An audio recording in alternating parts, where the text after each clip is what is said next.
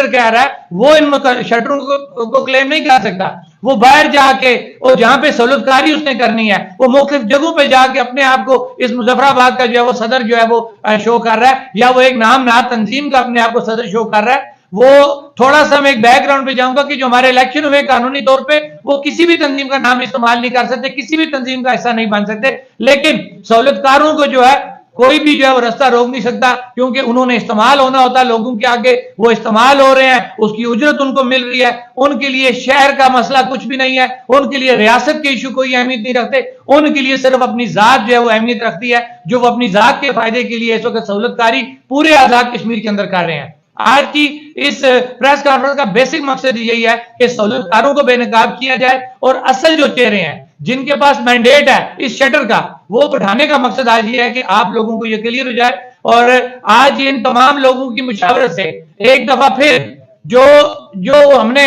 5 فروری کی کال کو سیکنڈ کیا ہوا ہے کہ میں نے اس کو حیثیت ممبر, اور میری بیگ پہ جو میرے پاس ایک ٹیگ موجود ہے وہ چیئرمین مرکزی تاجران کا, اور اس ٹیگ کے پیچھے یہ وہ گلدستہ ہے پھولوں کا جو مظفر آباد کے تقریباً 25 ہمارے بازار ہیں جن کے صدور یا جنرل سیکرٹریوں کے جہاں بیٹھے ہیں کہ کوئی بھی ایسا بازار نہیں ہے کہ جو یہاں پہ اس وقت اس کی حاضری نہیں ہے. تو آنے کا مقصد اور بتانے کا مقصد یہ تھا کہ جو سہولت کار ہیں ان کو ایکسپوز کیا جائے, اور جہاں تک 5 فروری کی ہم نے کال دی ہوئی ہے بالکل ان کی مشاورت سے دی گئی ہے اور یہ اس کو سیکنڈ کرتے ہیں, اور یہ بات میں انہی کے بھی آپ پہ کر رہا ہوں. اور اس چیز کو کلیئر کرنے کے لیے میں اپنے ان تمام بھائیوں سے یہ ریکویسٹ کروں گا کہ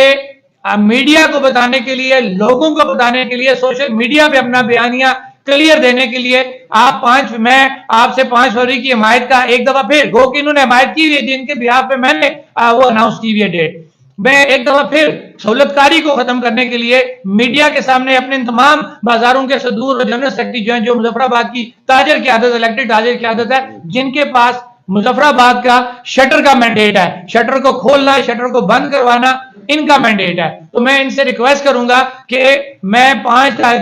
تاریخ کی ہم نے کال دی ہوئی ہے پہیا جام شٹر ڈاؤن کی, تو کیا آپ اس کی مکمل حمایت کرتے ہیں؟ اگر حمایت کرتے ہیں تو ہاتھ کھڑے کر کے اس کا آپ کریں, اور میڈیا سے ریکویسٹ ہوگی کہ بالکل ان کے ہاتھ جو ہے کھڑے ہوئے آپ بتا سکتے ہیں کہ یہ وہ مظفر آباد کی اصل تاجر کی عادت ہے جن کے پاس مینڈیٹ ہے, اور جو 5 فروری کی کال کی مکمل جو ہے حمایت کا اعلان کرتے ہیں. اس سے پہلے بھی انہوں نے کیا, اور اس وقت وہ خود یہاں پہ آ کے لوگوں کے سامنے اس بات کو سٹینڈ کر رہے ہیں کہ ہم نہ جھکنے والے ہیں نہ بکنے والے ہیں. ہم نے ریاستی ایشو کے اوپر, عوام کے ایشو کے اوپر جو ہم نے ایک کال دی ہوئی ہے, کسی کا اس کے اندر کوئی ذاتی فائدہ نہیں ہے. یہ جو تحریک ہے یہ سمجھتے ہیں کہ یہ تحریک ایک ایس او پی کے اوپر جو ہے وہ چل رہی ہے. وہ ایس او پی کیا ہے کہ یہ تحریک غیر سیاسی, غیر نظریاتی, بغیر کسی ادارے کو ٹارگٹ کیے ہوئے صرف اور صرف غریب عوام کی تحریک ہے, غریب کے حقوق کی تحریک ہے, سستے آٹے سستی بجلی کی تحریک ہے. اس کے علاوہ اس کا اور کوئی مقصد نہیں ہے. اور اگر آج جو ہے دیکھیں لوگ باشعور ہیں, یہ نہیں ہو سکتا کہ یہ جتنے بھی لوگ بیٹھے ہیں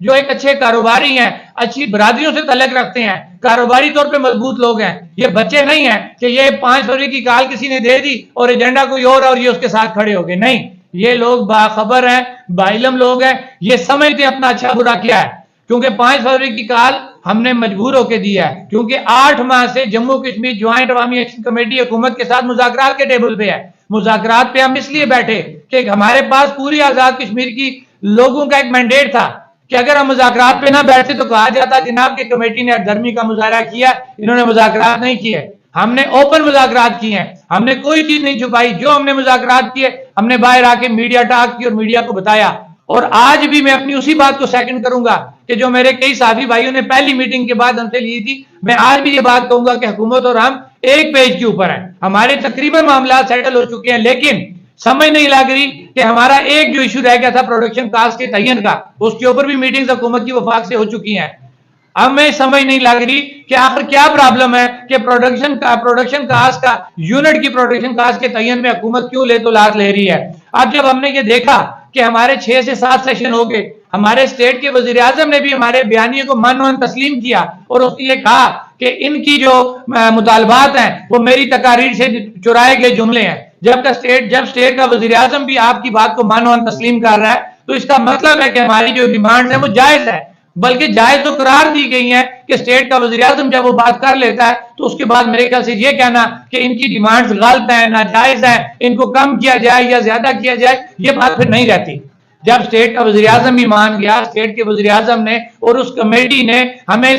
پیپر بھی سائن کر کے دے دیا کہ آپ کا مطالبہ پروڈکشن کاسٹ کا بالکل درست ہے, آزاد کشمیر کے لوگوں کو منگلا ڈیم سے پیدا ہونے والی بجلی پروڈکشن کاسٹ پہ دی جائے. اس کے بعد آزاد کشمیر کی عوام جانے, آزاد کشمیر کے ادارے جانے کہ ہم نے ٹیرف کیا بنانا ہے, ہم نے بجلی کی ادائیگی کس طرح کرنی ہے, یہ ہمارا مسئلہ ہے. یہ بات ہم اس لیے کر رہے ہیں کہ